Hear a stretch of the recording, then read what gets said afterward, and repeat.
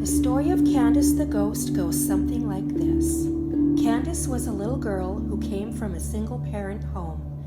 Because of her mom's occupation, she had to move quite often and never had the chance to meet any close friends. Candice was lonely most of the time. Her mother never had time for her because she always had to work. Her favorite place to play was her treehouse. In there, she could entertain herself for hours at a time. One unfortunate day, she was climbing her treehouse and fell. Without any supervision, Candice lay there for hours facing the bright sun and eventually died. Her last memory on earth was this vision of a silhouette of a crow circling around her.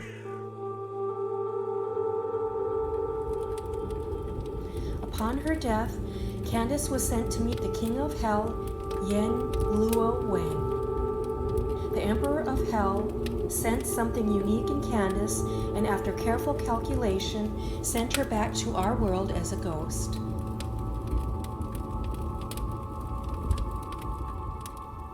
At first, Candice was very sad.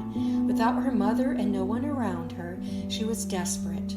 Her depression soon turned into anger as she started resenting the human race. Why should these people be having so much fun while she could only watch?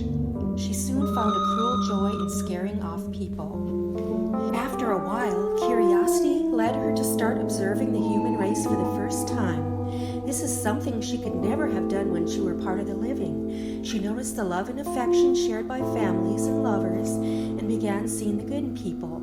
Even though no one in this world could love Candice, she learned to appreciate people for the immense love and sacrifice they could give to others.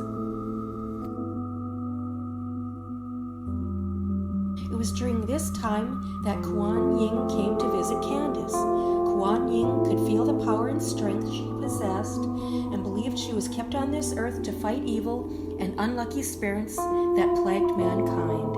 Kuan Yin taught Candice that if she wished to find inner peace and control her demons, she must learn Eastern philosophy.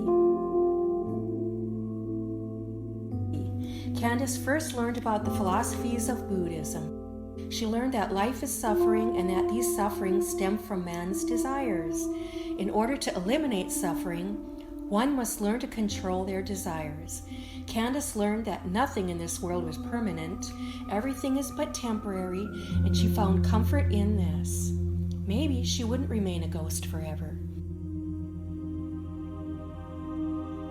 Next was Chan Buddhism and the great Bodhidharma. She learned to meditate and to look inward as a source of strength. Candice even learned about the Hindu god Shiva. Shiva means the one who purifies everyone by the utterance of his name, or the Pure One. Even though Shiva was the god of destruction, he was a positive force. For without destruction there can be no creation. Without death there can be no life. Candice found deep comfort in this, for she knew with her death, maybe just maybe one day there would be a chance for another kind of life. Upon learning the various philosophies, Candice finally found the energy and skill to battle evil spirits. She wandered the earth to help those who needed helping. For once there was meaning in her life. But despite her great efforts and vast knowledge, Candice sometimes felt sad in being alone. Even though she could help people, she was still a ghost, and people have notions of what ghosts are. Perhaps if they could only try to understand her, but nobody wants to understand a ghost. People only wish to understand themselves and other people. At times she almost felt human, but one look in her reflection and reality showed her that indeed she was still from the spirit world. From all her training, Candice inadvertently learned a new power.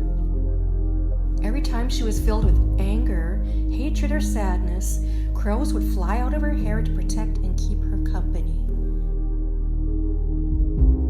One day on her adventures, Candice found a boy in need. Being hovered by a great number of demons, this boy was ill and on the verge of death. Candice fought hard to defeat these demons. The strange thing was this boy could see and talk to Candice. He didn't fear her one bit. For once in her life, Candice could actually talk to another child that accepted her for who she really was. During the next few months, Candice stopped her travels and learned to just have fun with this boy. They talked about anything and everything under the sun. They played all the games Candice saw other children play. Candice was happy. The months turned into years, and the only crows Candice saw were in the skies. Candice could see from the top of this boy's head that he had a very strong chi in him. Maybe this was why he never feared Candice. Or yet again, maybe it was because this boy was just as shy and lonely as Candice when she were alive. Candice's concerns came to a head when Kuan Yin visited one day, telling Candice she could no longer maintain a relationship with this boy. This boy was spending too much time with her and had given up playing or associating with other kids his age. Everyone already thought he was strange playing with his imaginary friend. If he were to continue with Candice, he would never learn to adjust himself to his world. After all, he was part of the living. Candice was torn. On the one hand, she found the one person in this world that accepted her for what she was, someone that made her happy. On the other hand, she knew leaving him was the best thing. On various attempts, she tried to bring up the topic of leaving, but his sadness hurt Candice so much that she couldn't bear to leave his side. And like so many times before, the crows once again came back to comfort her.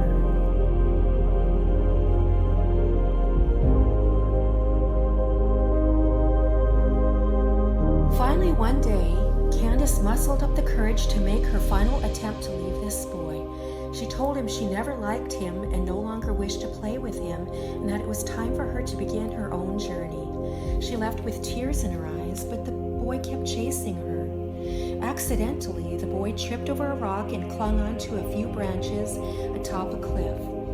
Hearing his cries, Candice ran to his rescue, but it was too late. The boy tumbled to his death.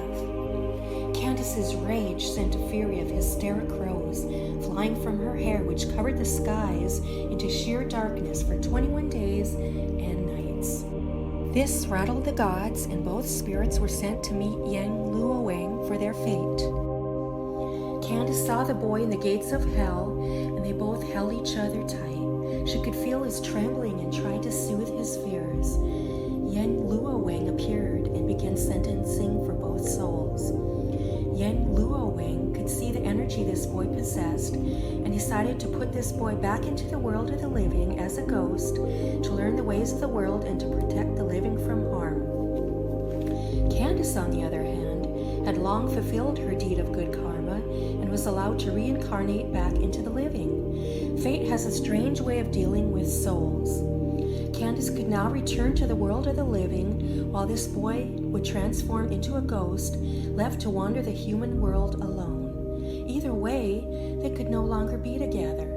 Candice had already felt the intense loneliness of being a ghost warrior and pleaded with Yang Luowang to trade in her good karma for the boy to have another chance to reincarnate into the living world. Yang Luowang was baffled. Never before had one soul had been willing to trade in their good deeds for the benefit of another.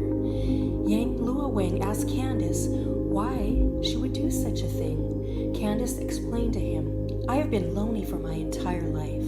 All my life, all I ever wanted was to be happy, to have friends and family accept me for who I was. This unfortunately has never happened.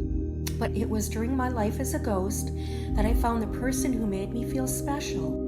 It was this person that actually made me feel alive when I was already dead. I have tasted loneliness, and even though I never liked it, I wouldn't want someone that I cared for this much go through what I went through, and that's why I'm willing to trade in my life for his." Everyone in the courtroom, including the stern-faced Yang Luowang, seemed touched by her sacrifice. He wished there was something he could do to unite these two poor souls together, but he knew he had to abide by the laws of hell. Candice was allowed to trade in her good deeds in return for the boy to reincarnate back into the living world, But she would have to remain a ghost for yet another 13 years. Without a flinch, she accepted these terms. For the next 13 years, Candice continued her good deeds, and every day she would think of the great times she shared with this boy, the one person that was able to bring joy and happiness to her life. Besides the companionship of her crows, this was the only thing that got her through the lonely and desperate hours. Time and time again, she would try to find that special boy, but was never successful. Maybe he was a different person now and no longer remembered his past life. Maybe she just never found him. Candice accepted this fact, and all she could ever do was wish him well. The days slowly turned into months, the months into years, until the 13th year finally arrived. Before meeting Yen Luowang, Kuan Yin came to Candice. She had a secret to tell her. Because of her heroism and selflessness, the gods had already planned Candice's fate. She was finally going to reincarnate into a human in her next life as a girl. But there was more.